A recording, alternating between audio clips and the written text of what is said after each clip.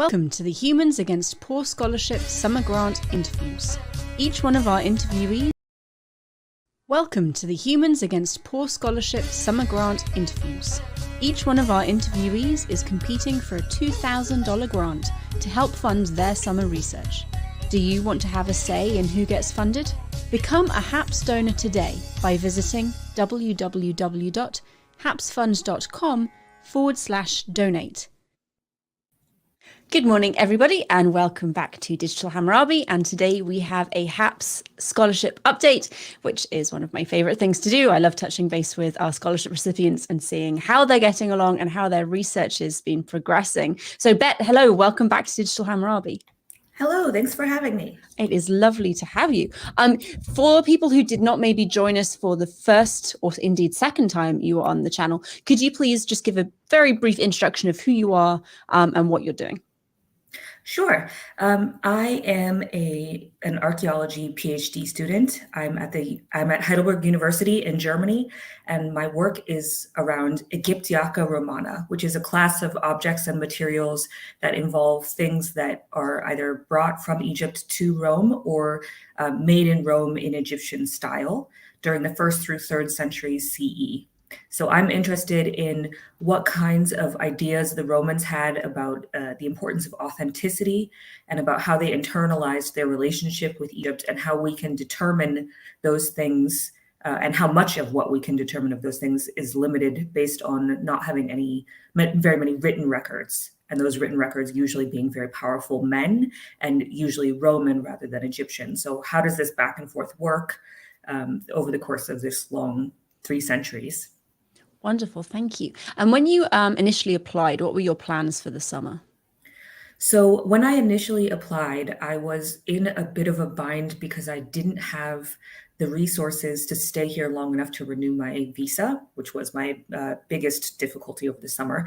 And I also wanted to upgrade my 3D software to the Pro version so that I could build really good 3D models that people could look at and use. I hadn't initially thought through much more than making the 3D models for my own purposes, but the grant allowed me to do a whole bunch of things this summer that really sort of changed the way that I'm going to use the results of my thesis, which I'm really happy about. Well, I mean, that sounds great. Do you want to go into a bit more detail on that? Sure. So I'm starting the 5th, and this better be the last year of my PhD. I know that feeling. I got COVID delayed like a lot of other people. But I also had the double problem that I can't work here more than a few hours a week. And my ability to work is also limited based on the fact that quite a lot of the lockdowns here in Europe were much stricter than they are in other places in the world. So yeah, it really limited my income. But when I was initially starting my summer, I wasn't eligible still to be vaccinated because I'm a foreign student with private health insurance. So over the summer, I got double vaccinated. So I'm back in the libraries now. So that's really exciting for me. I got an 18-month visa extension, which is also really wonderful. Important. And it gave me enough breathing room to apply for a final bridge grant through the university, which will cover me through March 31st when I hope to turn in my thesis.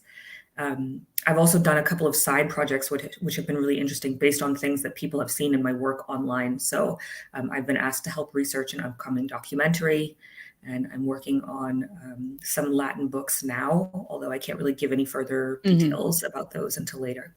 I was also able to do a couple of talks for some university students and high school students for free or for lower prices because they usually don't have much or any funding to invite people to speak about my experiences as a Black archaeologist, which is a process I find really meaningful to talk about and to encourage other people in the field.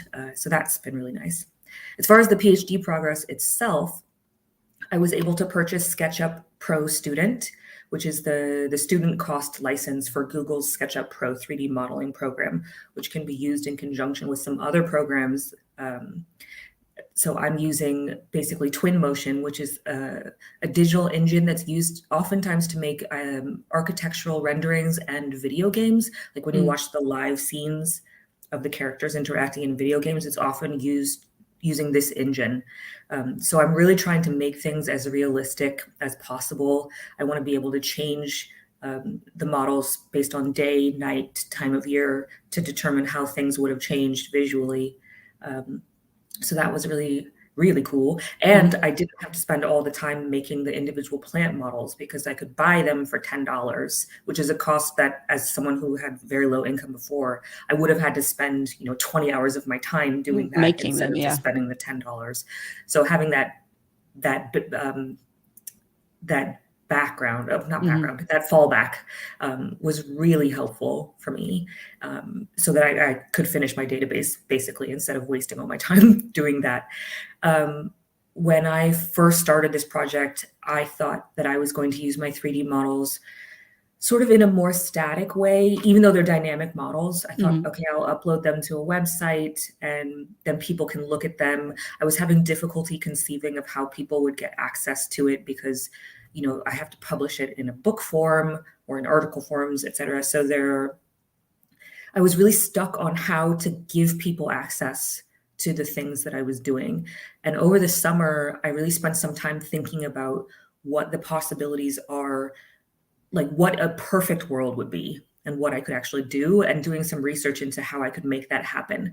So now I have this idea that if I can publish using open access and on my own website, then the models can really change the way that ancient history students in the classroom are able to interact with things. They can look at them for free online, or they can work with their local makerspace or their university or other, sort of nonprofits or other 3D printers to get free or cheap models that you can scale up or down. You can print individual statues or entire architectural spaces, assemblages, etc. You can paint them in different colors.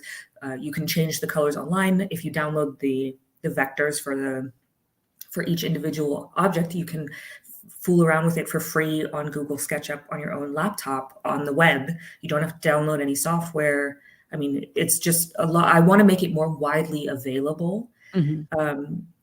So what I've done this summer is develop a series of guidelines on how to implement these models in your own classroom at the high school and college, university level. And it's also, it's very useful if someplace like a museum or a library wants to do something like disability, children's, or senior outreach.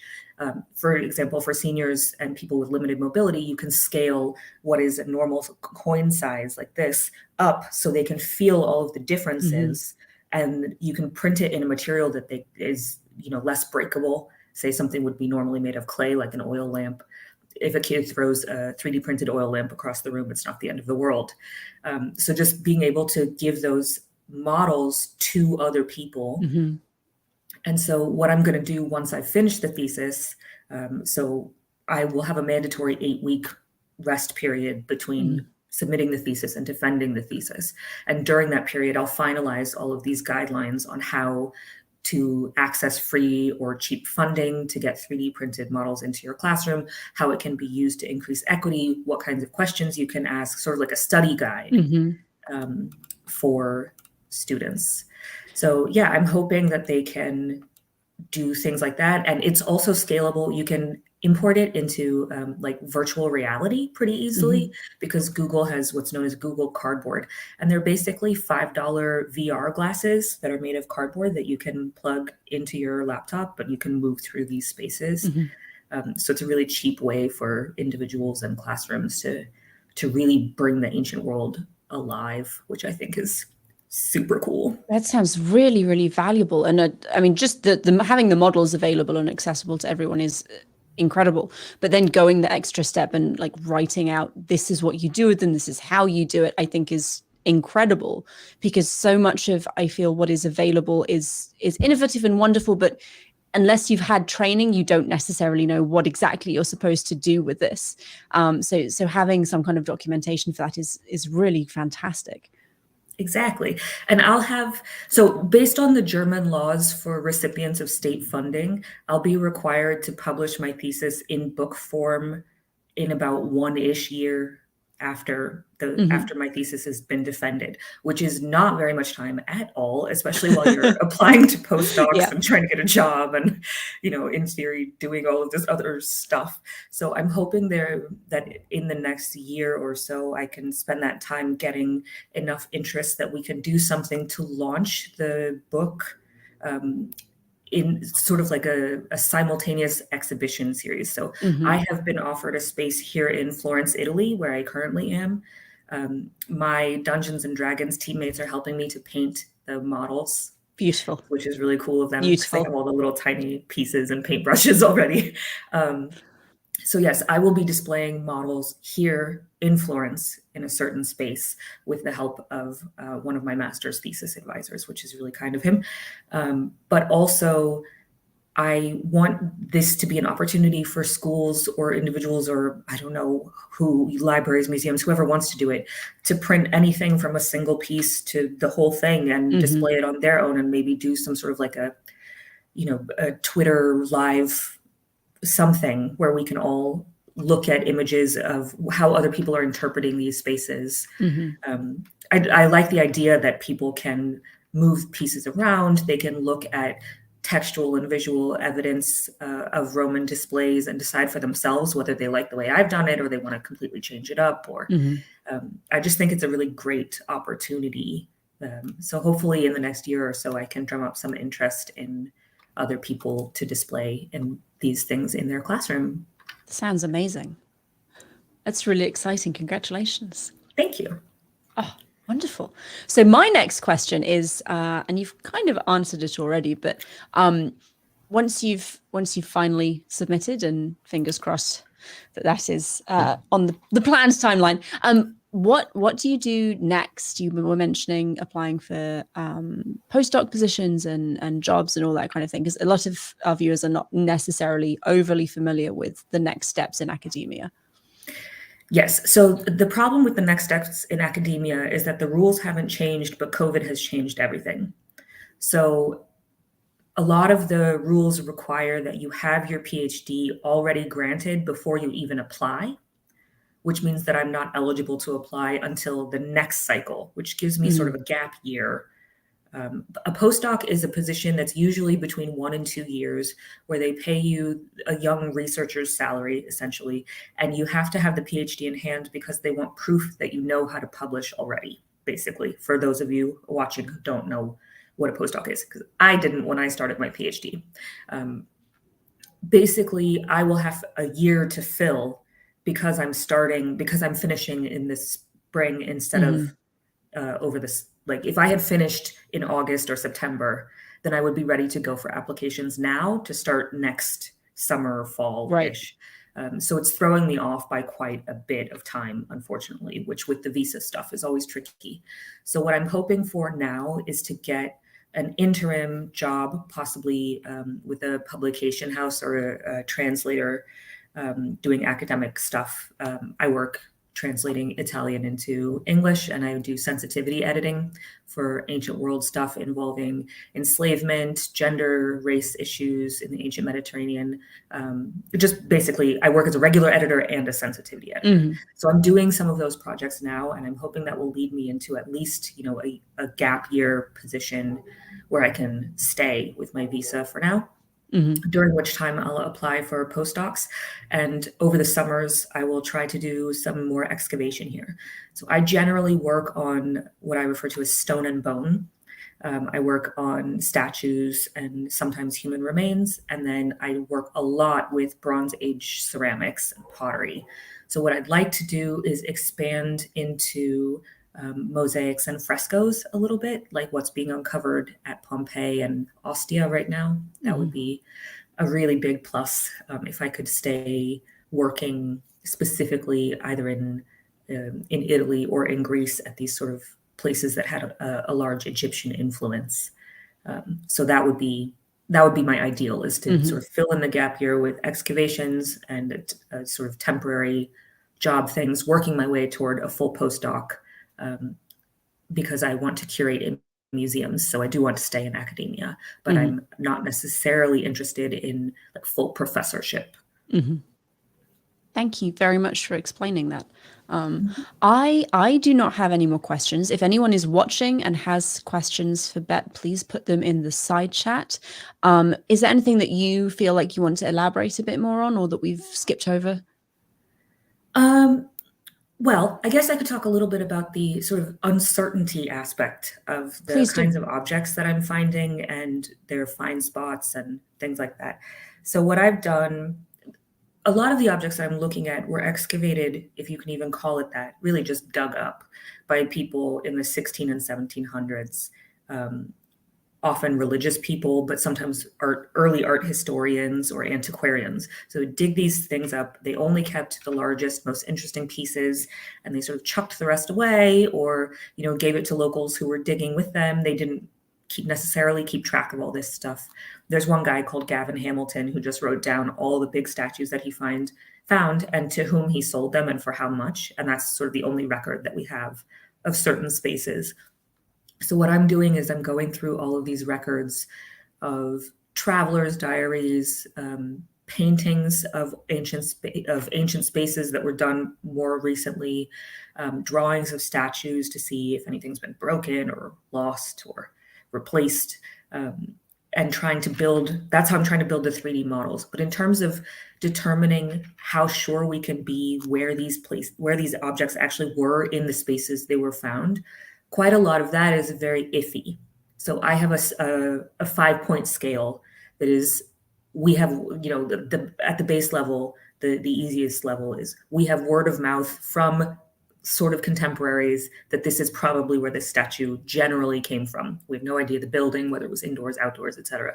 So that's like the lowest level. And then the most precise level is we have this on a modern excavation. We know which soil level it was in, how deep it was buried, which direction it was facing, what was nearby, how the soil moved over time and compacted. So there's a whole scale of certainty that I'm having to address in the thesis, which means that although I'm making these display spaces, part of the reason I like the idea of other people playing around with it is that we'll never know for most of these spaces the level of precision that you would know doing a modern excavation about how these objects were placed and used and found later. So a lot of it is guesswork based on what we know, applying what we know about modern excavation to ancient theory.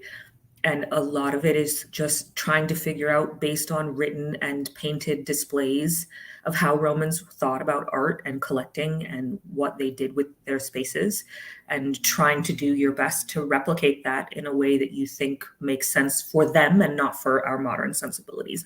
So it's a really interesting project, but it takes a lot of educated guesswork that I'm enjoying, but can be a little bit frustrating. Are you on mute?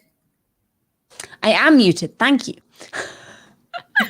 So sorry. Thank you. That is a fantastic explanation, and I think is something that people don't always realize when they're thinking about archaeology and archaeological sites, is both how the science has changed over the decades, and something that we touch on quite regularly is also how unofficial excavations or looting can impact the knowledge we have of the ancient world. So thank you. I appreciate you going into detail for that.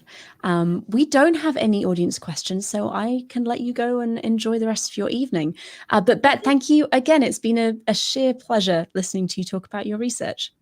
Thank you. And thank you so much. The research funding, that gap funding, really made all the difference in giving me the mental space to work all this stuff out, which was really important, but also the physical safety aspect of knowing I can stay and being able to afford my rent and food.